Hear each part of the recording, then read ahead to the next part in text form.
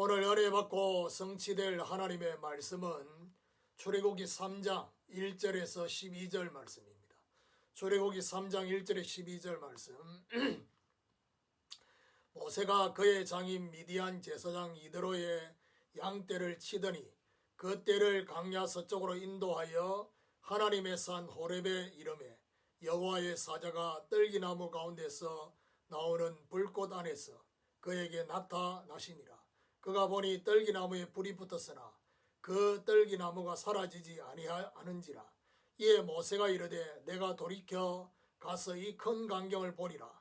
떨기나무가 어찌하여 타지 아니하는고 하니 그때에 여호와께서 그가 보려고 돌이켜 오는 것을 보신지라. 하나님이 떨기나무 가운데서 그를 불러 이르시되 모세야 모세야 하시매 그가 이르되 내가 여기 있나이다. 하나님이 이르시되 이리로 가까이 오지 말라. 내가 선 곳은 거룩한 땅이니 내 발에서 신을 벗으라. 또 이르시되 나는 내 조상의 하나님이니 아브라함의 하나님, 이삭의 하나님, 야곱의 하나님이니라. 모세가 하나님 배웠기를 두려워하여 얼굴을 가리우매 여호와께서 이르시되 내가 애굽에 있는 내 백성의 고통을 분명히 보고 그들이 그들의 감독자로 말미암아 부르짖음을 듣고 그 근심을 알고 내가 내려가서 그들을 애굽인의 손에서 건져내고 그들을 그 땅에서 인도하여 아름답고 강대한 땅, 젖과 꿀이 흐르는 땅, 곧 가나안 족속, 헷 족속, 아모리 족속, 브리스 족속, 히 족속, 여부수 족속의 지방에 데려가려 하노라. 이제 가라. 이스라엘 자손의 부르짖음이 내게 달하고 애굽 사람이 그들을 괴롭히는 학대도 내가 보았으니 이제 내가 너를 바로에게 보내어 너에게 내 백성 이스라엘 자손을 애굽에서 인도하여 내게 하리라. 모세가 하나님께 아뢰되 내가 누구이기에 바로에게 가며 이스라엘 자손을 애굽에서 인도하여 내리까. 하나님이 이르시되 내가 반드시 너와 함께 있으리라. 내가 그 백성을 애굽에서 인도하여 낸 후에 너희가 이 산에서 하나님을 섬기리니 이것이 내가 너를 보낸 증거니라. 내 발에서 신을 벗어라 라는 제목으로 말씀을 증거하기로 합니다. 지난 주간에 지도자를 준비하시는 하나님의 섭리에 대한 말씀을 받았습니다. 하나님은 한 인생을 두고 하나님이 쓰시기 위해서 서론을 준비하십니다. 서론을 준비하신다 말은 하나님이 절대 우연이 아닌 필연과 절대 속에서 만남과 환경을 준비하시고 그리고 본론을 위한 사건을 움직이신다라는 사실.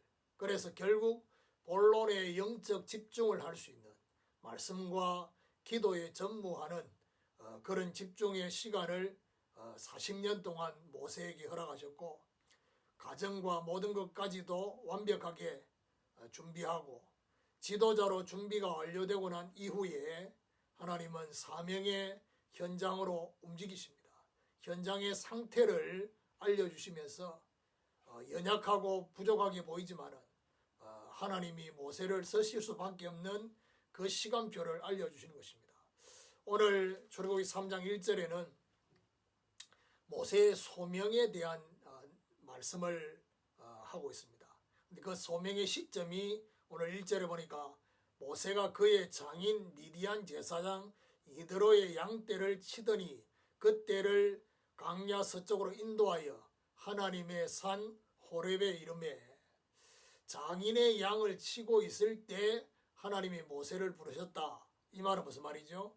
그야말로 무능을 느끼고 있을 때 자기 자신은 아무것도 할 수 없다라고 느껴지는 그때. 그런데 중요한 것은 이것이 아니라 하나님이 약속하신 시간표 속에 모세가 부름을 받았다는 사실. 결국 하나님의 산 호렙에 이름에 하나님의 산으로 인도하셨다라는 사실. 그 말은 무슨 말이죠? 하나님이 그 산에서 기다리고 계셨던 느낌입니다. 자, 모세의 소명 속에 사실 우리를 향한 소명의 원리도 있다는 사실을 아시고 말씀을 잘 적용을 해야 되겠습니다. 자, 그러면 2절부터 12절까지는 모세의 소명과 사명에 대한 내용이 나옵니다. 부르심과 그 이유에 대해서.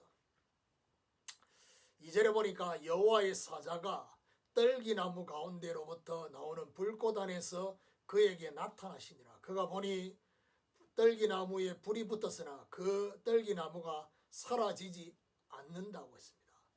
자, 하나님의 임재가 떨기나무 가운데, 떨기나무가 바로 어떤 나무냐, 가시덤불과 같은 그런 나무 가운데 임재했습니다. 이것은 왜 하필이면 떨기나무, 가시덤불에 하나님의 임재가 나타났냐? 바로 애굽에서 고통의 멍에를 메고 있는 이스라엘 백성들의 상태를 상징하는 나무입니다. 거기서 하나님의 임재로 해방될 것을 말씀해 주고 있는 것입니다. 하나님의 불꽃, 하나님의 능력을 모세에게 보여주셨습니다. 자, 모세가 이 광경을 보려고 움직일 때에 하나님께서 뭐라고 말하느냐? 5절에 이리로 가까이 오지 말라. 내가 선 곳은 거룩한 땅이니 내 발에서 신을 벗으라. 하나님께서 모세에게 너 선 곳이 거룩한 땅이니까 신을 벗으라고 그렇게 말을 하고 있습니다. 자, 이러면서 7절 8절에 보니까 하나님의 존재와 하나님의 소원을 알려주시고 있습니다. 백성의 고통에 대해서 분명히 말하느냐, 그들의 고통을 분명히 보고 그들의 감독자로 말미암아 부르짖음을 듣고 그 근심을 알고, 여기 중요한 말이 뭐죠? 보고 듣고 알고, 하나님이 다 보고 계시고 그들의 부르짖음을 듣고 계시고 알고 계신다. 그러면서 8절에 보니까 이 애굽인의 손에서 가나안, 아름답고 강대한 땅, 젖과 꿀이 흐르는 땅으로 그렇게 데려가실 것이다. 하나님의 존재와 하나님의 소원.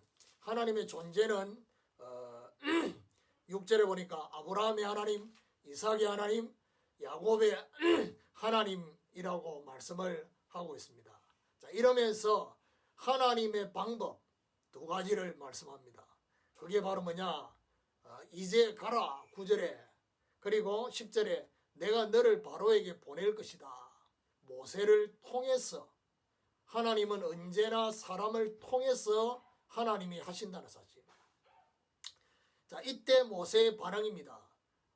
내가 누구이기에 바로에게 갈 것인지를 말하고 있습니다. 하나님의 또 다른 방법이 뭐냐? 12절에 내가 반드시 너와 함께 있을 것이다. 하나님은 사람을 통해 하시지만은 사람과 함께, 하나님의 사람과 함께 하시면서 이 중요한 일을 하신다는 사실입니다.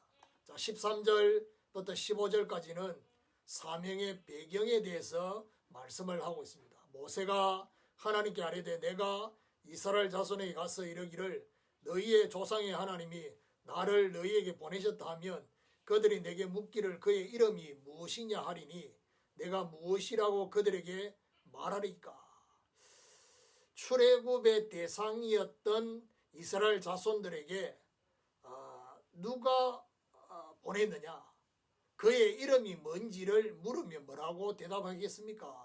하나님의 이름이 무엇인지를 질문하고 여기에 대한 답을 준비해야 될 것을 말하고 있습니다. 이때 하나님이 14절에 하나님이 모세에게 이르시되 나는 스스로 있는 자니라. 또 이르시되 너는 이스라엘 자손에게 이같이 이르기를 스스로 있는 자가 나를 너희에게 보내셨다 하라. 스스로 있는 자, 영원 전부터 영원까지 계시는 창조주가 되신다는 사실. 이 땅의 모든 피조물은 스스로 있지 않습니다. 반드시 누구에 의해서 존재하게 됩니다. 창조주가 보내셨다.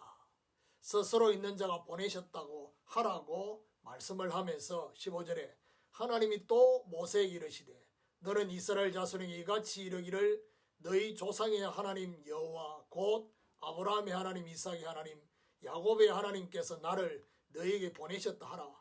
이는 나의 영원한 이름이요 대대로 기억할 나의 칭언이라. 조상의 하나님, 아브라함의 하나님, 이삭의 하나님, 야곱의 하나님이 보내셨다 하라고 하고 있으면서 이것이 하나님의 영원한 이름이요 기억할 칭호다. 이 말은 무슨 말이냐? 하나님의 이름 앞에는 모두가 무릎 꿇는 그 이름이 바로 너의 사명의 배경의 증거다 라는 사실을 모세에게 말씀을 해주고 있습니다. 자, 이러면서 16절부터 22절까지는 출애굽의 목적에 대해서 말씀을 하고 있습니다. 16절에 너는 가서 이스라엘 장로들을 모으고 그들에게 이르기를 여호와 너희 조상의 하나님 곧 아브라함과 이삭과 야곱의 하나님이 내게 나타나 이르시되 내가 너희를 돌보아 내가 너희가 애굽에서 당한 일을 확실히 보았노라. 내가 말하였거니와 내가 너희를 애굽의 고난 중에서 인도하여 내어 젖과 꿀이 흐르는 땅 곧 가나안 족속, 헷 족속, 아모리 족속, 브리스 족속, 여부스 족속의 땅으로 올라가게 하리라 하셨다 하면 장로들에게 전달하라고 하고 있습니다. 어떤 부분을요? 이스라엘 자손들의 고통을 내가 알고 봤다. 그리고 여기 출애굽하게 될 것이고 젖과 꿀이 흐르는 가나안으로 가게 하실 것이다. 자, 이러면서 18절에 그들이 내 말을 들으리니 너는 그들의 장로들과 함께 애굽 왕에게 이르기를 히브리 사람의 하나님 여호와께서 우리에게 임하셨은즉 우리가 우리 하나님 여호와께 제사를 드리려 하오니 사흘길쯤 광야로 가도록 허락하소서 하라. 장로들과 함께 애굽 왕 바로 왕에게 여호와께 제사를 드리러 가는 희생 제사로 그리스도를 통한 참된 예배를 회복하도록 허락하라고 그렇게 말하고 있습니다. 19절에 내가 하노니 강한 손으로 치기 전에는 애굽 왕이 너희가 가도록 허락하지 아니하다가 20절에 내가 내 손을 들어 애굽 중에서 여러 가지 이적으로 그 나라를 친 후에야 그가 너희를 보내리라. 하나님의 강한 손으로 하나님이 치시겠다. 여러 가지 이적을 통해서 애굽의 나라를 친 후에 그들이 보내게 될 것이다.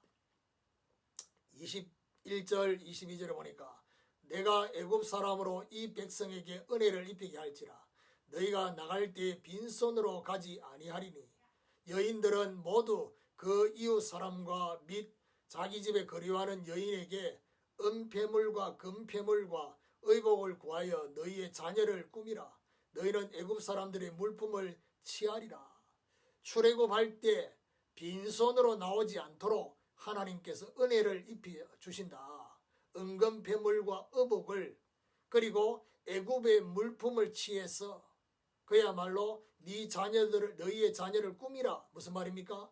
불신경제를 취해서 하나님을 섬기며 후대를 준비하게 하시는 하나님의 손길이 그 안에 있다라는 사실입니다. 자, 말씀을 맺겠습니다. 오늘 제목이 내 발에서 신을 벗으라. 자, 오늘 메시지 전체 내용 중에 모세에게 요구하고 있는 하나님의 메시지가 뭐냐? 네 발에서 신을 벗으라. 소명과 사명 앞에 반응을 하기를. 그래서 이 신을 벗으라는 것은 어떤 의미가 그 안에 있느냐? 하나님의 임재, 하나님의 능력, 하나님의 소원, 하나님의 방법을 발견하기 위해 발견했다면 내 발에 신을 벗어라. 스스로 있는 하나님 이름의 배경을 의지하면서 신을 벗어라.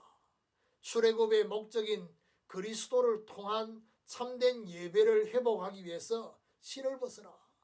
하나님의 이적으로 서론이 해결되고 본론의 경제를 얻게 하실 거니까 신을 벗어라.